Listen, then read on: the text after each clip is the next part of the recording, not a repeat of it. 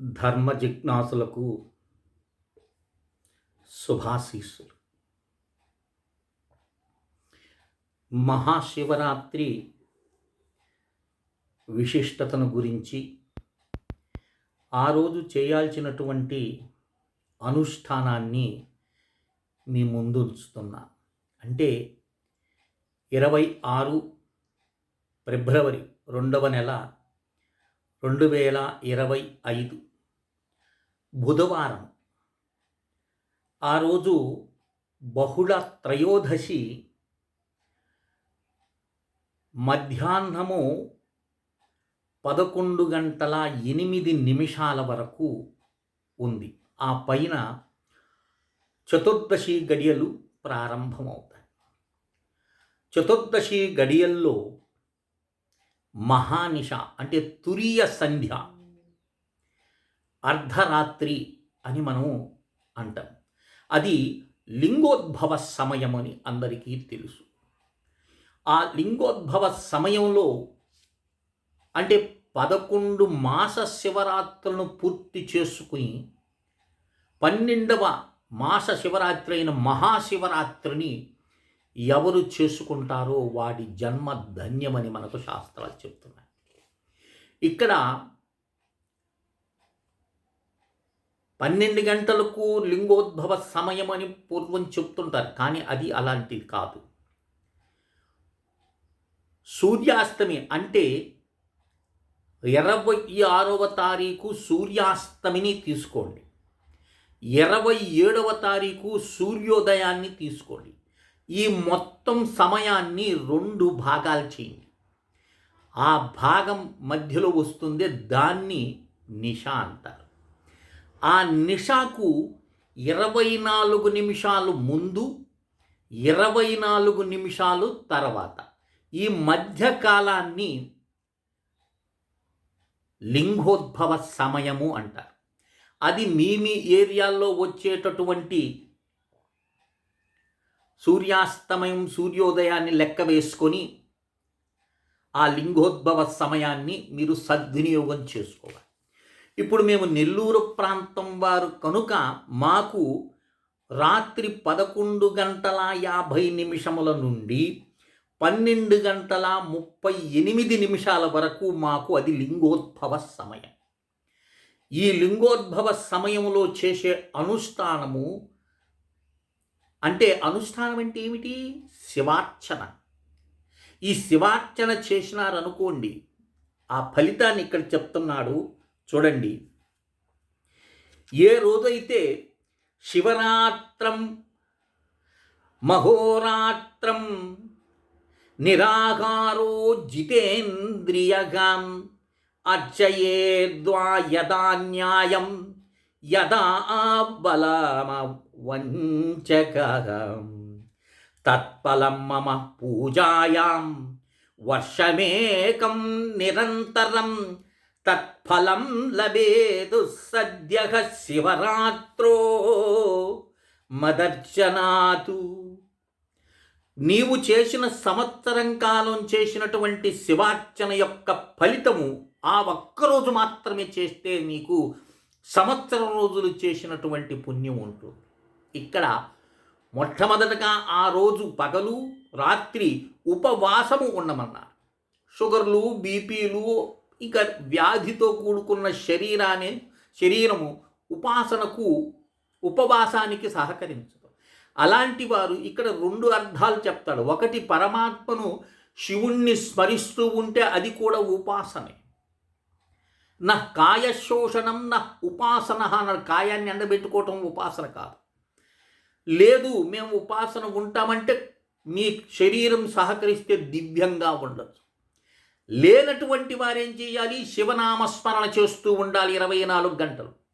అది కూడా చేయలేదు, ఉపవాసం చేస్తామండి స్వల్పంగా అనేటటువంటి వారు ఉంటారు కదా, వాళ్ళకి అగ్నికృతం అంటే అగ్నిస్పర్శ లేకుండా ఉండే ఆహారాన్ని తినటం కూడా ఉపాసనే వస్తుంది. ఫలములు, పాలు అంటే ఏంది? కాగబెట్టుకొని కాదు సుమా, పచ్చి పాలు. అంటే మేము టీలు తాగుతామంటే అప్పుడు అది భ్రష్టు పడుతుంది, అది కాదు. ఆకలేసినప్పుడు ఓ పండును తినొచ్చు, ఓ పళ్ళ రసాన్ని తినొచ్చు, తాగొచ్చు. ఇలా ఉపవాసం చేయాలి. శివారాధన చేసుకోవాలి లింగోద్భవ సమయంలో. ఇలా చేశాలి. అందుకని ఇప్పుడు శివరాత్రి ఏంటండి? శివం సుఖం రాతీతి శివరాత్రి అంటే సుఖాన్ని ఇచ్చేటటువంటి రాత్రి కనుక శివరాత్రి అన్నాడు. నేను ఒక పురాణ కథ ఇక్కడ నేను చెప్పటం, ఎందుకంటే అది అందరికీ తెలుసు. బ్రహ్మ విష్ణువుల మధ్య ఆధిపత్య పోరు నడిచిందని, వారి మధ్య అనంతమైనటువంటి స్తంభములు బోరినటువంటి ఒక లింగాకృతి కలగటమని, దాన్ని వాళ్ళు వెతకటమని, బ్రహ్మ అసత్యం చెప్పినాడని, వరాహ రూపం దాల్చి కిందకు తోవుకుంటూ పోయినటువంటి మహావిష్ణువు దాన్ని చూడలేకపోయినాడని సత్యం పలకటం. ఈ కథ అంతా అందరికీ తెలుసు. అంటే ఇక్కడ అంతరార్థం ఏమిటంటే, పురాణము అన్వయ భాష వస్తుంది. మహర్షులు దర్శించినటువంటి తత్వజ్ఞానాన్ని మనకు కథల రూపంలో వర్ణించినారు. నేను ఈ కథని ఇక్కడ నేను చెప్పిన అది పెద్ద వీడియో అవుతుంది, మీరు చూడలేరు. ముఖ్యంగా ఏమిటి? మానవుడనేవాడు దైవంతో సమానమైనటువంటి వాడు. మనం ఏం చేస్తాం? ముందు అంటే గతాన్నన్నా తవ్వుకుంటాం వరాహ రూపం దాల్చి. గతాన్ని కూర్చున్న వాడు ఏం చేస్తాడు? గతం గురించి ఆలోచిస్తుంటాడు, లేదా భవిష్యత్తు గురించి ప్రణాళికలు ఆలోచిస్తుంటాడు. ఈ భవిష్యత్తు గురించి ప్రణాళికలు ఆరించేటటువంటి వాడెవరు? బ్రహ్మ. మనోవై బ్రహ్మ అన్నారు. మనస్సు అది ఎక్కడ ఎగురుతూ ఉంటుంది, అందుకని అక్కడ హంసం చూపించినారు. ఇక్కడ వరాహం అన్నాడు. వరాహం ఏం చేస్తుంది? తవ్వుకుంటుంది గతాన్ని గురించి. బుద్ధి విష్ణుస్వరూపం. అయ్యో ఆ రోజు అలా చేయకుండా ఉండాల్సింది, ఎలా చేస్తే బాగుండని అక్కడ తన జరిగిపోయిన విషయాన్ని గురించి బుద్ధిని అక్కడ జోడిస్తూ ఉంటారు. వీళ్ళిద్దరూ కూడా మాయా సంబంధం, వారిద్దరి మధ్య ఉన్నటువంటి మాయను తొలగించి ఏకాగ్రత స్థితికి తీసుకొచ్చి భూత భవిష్యత్ వర్తమానముల గురించి ఆలోచించకుండా ఎవడు నిరంతరం వర్తమానంలో ఉంటాడో వాడు సుఖాన్ని అనుభవిస్తాడు. అది యోగ రహస్యం అది కదా. కనుక ఆ రోజు నువ్వు రాత్రిపూట చేసేటటువంటి అభిషేకము అది చాలా ఉత్కృష్టమైనటువంటి అభిషేకం. ఎందుకంటే లింగార్చన అంటే చిన్న విషయం కాదండి. లింగము అంటే ఇక్కడ చెప్తారు, లయనా లింగం ముచ్చటి అన్నాడు. అంటే లీనం చేసుకునేదాన్ని, దేంట్లోకైతే సమస్తాన్ని లయింపజేసుకుంటుందో దాన్ని లింగం అన్నాడు. ఇంకొకటి లీయతే ఇతి లింగ అన్నాడు. అంటే సర్వాన్ని దాంట్లోకి లయం చేసుకో. ఇప్పుడు శబ్దం ఉంది, ఇప్పుడు నేను మాట్లాడుతున్నాను కదండి, ఈ శబ్దం ఎక్కడ వస్తుంది? పుట్టింది, కొంతసేపు వినిపించిన తర్వాత ఎక్కడో లయమైపోతుంది, తద్లింగ. అలాగే ప్రపంచం అంతా కనిపిస్తుంది, ఇంకొక రోజు ఏమవుతుంది? అది లయమైపోతుంది. అట్లాగే సమస్త ప్రపంచము దేని నుండి అయితే దేనిలోకి లయమైపోతుందో తద్లింగము అన్నాడు. అంటే పరమాత్ముని యొక్క తత్వం. అట్టి పరమాత్ముని యొక్క తత్వాన్ని అభిషేకించుకోవటం. ఇక్కడ అభిషేకం అనే దానికి చాలా అర్థం ఉందండి. మనం ఏం చేస్తాం? మానవుణ్ణి చూడండి, మొట్టమొదటిగా పాలతో అభిషేకం చేస్తాం. ఈ పాలతో అభిషేకం చేస్తేంది పరివర్తన. ఇప్పుడు గడ్డి తింటుంది గోవు కానీ మరి ఇంకేదైనా జంతువు. గడ్డి పరివర్తన చెందేమైంది? పాలుగా మారి. పాలు పరివర్తన చెందేమైంది? పెరుగైంది. పెరుగు పరివర్తన చెందేమైంది? నెయ్యి అయింది కదా. అంటే ఇక్కడ పరివర్తన చెందుతూ ఉంది, యథాస్థానంలో ఉంటుందా. అలాగే నువ్వు అజ్ఞాన దిశలో పుట్టిన నీ జన్మను పరివర్తన చేసుకుంటూ వృద్ధి చెందాలి. అంటే ఏది శాశ్వతం కాదు, పరమాత్ముడు ఒక్కడే శాశ్వతమని. అనేక పుష్పాల్లో నుంచి సంగ్రహించినటువంటి ఆ తేనెను అభిషేకం చేస్తావు. నువ్వు పుష్పం దగ్గరికి వెళ్ళి తేనె వస్తుందా? రాదు. అది ఒక్క కీటకం ద్వారా వస్తుంది, గ్రహించింది. అలాగే అనేక శాస్త్రజ్ఞానాన్ని సంపాదించినటువంటి గురువుల దగ్గర నేను ఆశ్రయించి ఆ మకరంధాన్ని నువ్వు గ్రహించాలి. ఇలా మనకు అభిషేక ద్రవ్యాల గురించి మనకు చెప్తుంది. కనుక చక్కగా పంచామృతాభిషేకాలు చేసి స్వామిని అష్టోత్తర శతనామాలతో పూజించండి.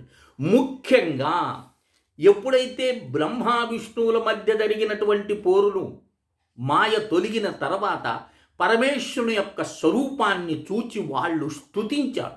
ఇది శివరాత్రి రోజు అర్ధరాత్రి సమయంలో తప్పకుండా పఠించినట్లయితే శివానుగ్రహం లభిస్తుంది. మనకి రుద్రంతో సమానమన్నారు. ఏకాదశ రుద్రం చేస్తాం మనం. ఈ యొక్క 4 శ్లోకాలు, ఈ శ్లోకాలను శివరాత్రి నాడు పఠించేవనుకో, అంటే ఏమిటి, 26వ తారీఖు మధ్యాహ్నం 11:08 నుండి మరుసటి రోజు ఉదయం వరకు నువ్వు ఈ స్తోత్రాన్ని అలా పారాయణం చేస్తూ ఉండేవనుకోండి, నీ జన్మ ధన్యమవుతుంది. ఇంతవరకు బాగుంది. ఇక ఆనాడు లింగోద్భవ సమయంలో అభిషేకం నేను చేస్తాను. మీకు నమ్మకం ఉంటే, ఎందుకంటే మిమ్మల్ని ద్రోహం చేసి మిమ్మల్ని మభ్యపెట్టి నేను మీ అందరి కోసం చేస్తానని చెప్పి ఆ రోజు నేను చేయలేదనుకో, నన్ను మించిన పాపాత్ముడు మరొకడు ఉండడు. శివుని ఆగ్రహానికి గురవుతాను, ధర్మం తప్పిన వాడిని అవుతాను. కనుక ఈ శరీరం ఆ రోజు నిలబడి ఉంటే మీ గోత్రనామాలు నాకు పంపితే 9966690246కి వాట్సాప్లో మీ పేరు, భార్యాభర్తల పేరు చాలు. పిల్లల పేర్లు, వాళ్ళ పేర్లు, బంధువుల పేర్లు అవసరం లేదు. నీ భార్య పేరు, ఇంటి పేరుతో సహా రాయండి. ఇంటి పేరుతో సహా మీ యొక్క పేరు మీరు ఇంగ్లీష్లో రాస్తారు, రకరకాల లెటర్స్ ఉంటాయి. చక్కగా మీరు తెలుగులో టైప్ చేసినటువంటి వాడు తెలుగులో చేయండి, లేదంటే ఒక కాగితం మీద రాసి ఫోటో తీసి దాన్ని పంపిన. మీ ఇంటి పేరుతో సహా మీ పేరు, మీ ధర్మపత్ని పేరు చాలు. మీ గోత్రం, ముఖ్యంగా మీ గోత్రం, ఇవి నాకు వాట్సాప్లో పంపించినట్లయితే 9966690246కి ఆ రోజు సాయంత్రము లింగోద్భవ సమయంలో మీ గోత్రనామాలతో స్వామిని ఆరాధించి పూజిస్తానని మీకు నేను మాటిస్తున్నాను. ఇక మీరు స్వామిని ఆరాధించిన తర్వాత గురుదక్షిణగా మీరు ఏమిస్తారో అది మీ ఇష్టం. అది నేను ప్రస్తావన చేయను. మేము ఇవ్వలేమండి, పేదవాళ్ళమంటారా, మీరు యొక్క నామాలు పంపిండి. మీకు శక్తి ఉంటేనే అందించండి, లేదా ఏ బలవంతం లేదు. ఎందుకంటే అందరూ ఈశ్వర స్వరూపులది. ఒకరికి శక్తి ఉంటుంది, ఒకరికి శక్తి లేకుండా ఉంటుంది. అలాగని ఒక రేటు నేను నిర్ణయించి ఈ రేటు ఇస్తేనే నేను పంపిస్తా అంటే నన్ను మించిన దుర్మార్గుడు ఇంక ఈ ప్రపంచంలో ఎవడు ఉండడు. ఆధ్యాత్మికాన్ని అడ్డం పెట్టుకొని బిజినెస్ చేయటం అవుతుంది. మేము ఎలాగే చేస్తుంటాం. మీరు పంపించారు, ఎంతమంది పంపిస్తారంటే ఓరమంటే, పూర్వం నేను చేసినప్పుడు 100 మంది 108 మంది పంపించినారంతే. అది గోత్రనామాలు. నాకు పెద్ద కష్టమేం కాదు. నాతో పాటు ఆ పంపించినటువంటి పుణ్యాత్ముల యొక్క గోత్రనామాలను ఉచ్చరించి, శివా వీరు చేసుకోలేకపోతున్నారు తండ్రి, వీరు తరపున నేను చేస్తున్నాను అనే ఉద్దేశంతో ఆ రోజు చేస్తాను. మీకు నా మీద నమ్మకం ఉంటే మీరు గోత్రనామాలు నాకు పంపేయండి. ఇంకొక విషయం సుమా, స్వామి చేస్తున్నప్పుడు ఫోటోలు పెట్టండి, అలాంటివేమీ చేయను. మేము అనుష్ఠానం చేసుకున్న తర్వాత కరన్యాస అంగన్యాసములో మేము చేసుకుని దేవో భూత్వా దేవాన్యజేతనమని యజుర్వేదం చెప్తుంది. అంటే మనం దైవంగా భావించి ఆ దైవాన్ని అర్చించటం. అలా నేను దైవస్వరూపంగా న్యాసం చేసుకున్నటువంటి వ్యక్తిని ఫోటోలు తీస్తూ మీతో సంభాషిస్తూ ఇలాంటి తప్పు నేను చెయ్యను. మీకు మీ నమ్మకుంటేనే పంపిండి, లేదంటే శివార్పణం అనుకొని హాయిగా ఉండండి. గోత్రనామాలు పంపించినటువంటి వారికి వాట్సాప్లో నేను మీకు ఆ శివరాత్రి నాడు చదువుకోవాల్సినటువంటి 4 శ్లోకాలను నేను పంపిస్తాను. చక్కగా ఉదయం స్నానం చేసుకొని రాత్రంతా వాటిని పారాయణం చేసుకోవచ్చు, పఠించవచ్చు. 4 శ్లోకాలు చదువుకుంటూ ఉండండి. లేదు మీకు దగ్గరలో శివాలయం ఉంటే అక్కడికి వెళ్ళి కూర్చొని ఆ లింగోద్భవ సమయంలో స్వామివారిని ఆ 4 శ్లోకాలు చదువుకోండి, పఠించండి. ఈ శివరాత్రిని అందరూ సద్వినియోగం చేసుకోండి. జన్మకో శివరాత్రిని ఎందుకన్నారు? ఒక్క శివరాత్రి వ్రతం చేత నీ జన్మ ధన్యమవుతుంది. నీ మనసులో అంటిపెట్టుకున్నటువంటి సమస్తమైన దోషములు పూర్తిగా నశించిపోతాయి. అంతటి గొప్పది. ఆ శివార్చన చేసే ఈరోజు ధనాధిపతి అయినటువంటి కుబేరుడికి ఆ స్థానం ఎలా కలిగింది? మీ అందరూ గుణనిధి కథ తెలిసి ఉంటుంది. ఆ గుణనిధే మనకు కుబేరుడైనాడు.